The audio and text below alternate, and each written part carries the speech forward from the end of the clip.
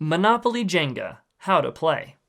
The object of the game is to earn the most points by collecting properties, property sets, and railroad blocks before the tower falls.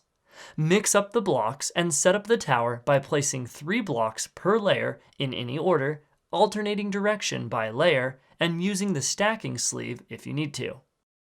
The youngest player goes first, then play proceeds clockwise. On your turn, you may either trade properties and railroads with another player, or you must remove a block from the tower. You are only allowed to use one hand to remove a block, and that block must be from anywhere below the second highest completed layer on the tower. You are allowed to touch the blocks to find a loose one. Based on what block you pulled, you then perform an action. If you removed a property or railroad block, keep it in front of you. You now own it. Each property and railroad block is worth 1 point, and having 2 property blocks of the same color makes a property set, which is worth 4 points. Having 2 railroads are worth 3 points, 3 railroads are worth 6 points, and 4 railroads are worth 10 points.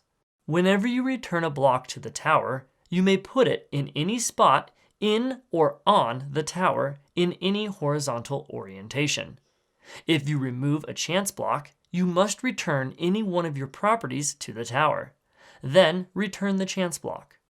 If you remove a community chest block, then steal a property from another player if they have one, and return the community chest block to the tower. Free parking is the same, except you steal an entire property set from another player instead. Go to jail block means you must return that block to the tower, then skip your next turn.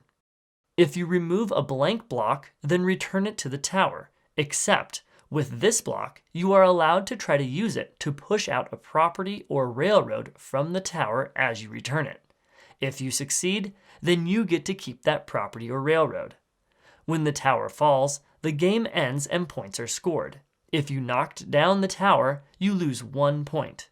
If you knock it down while removing a block, you do not get to keep that block nor perform its action.